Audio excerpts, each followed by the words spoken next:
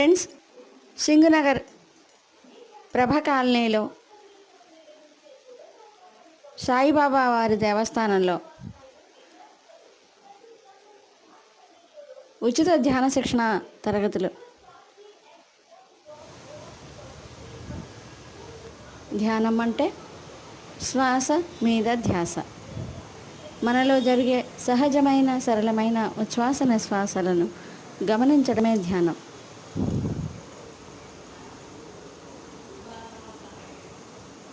ధ్యానం సర్వరోగ నివారిణి.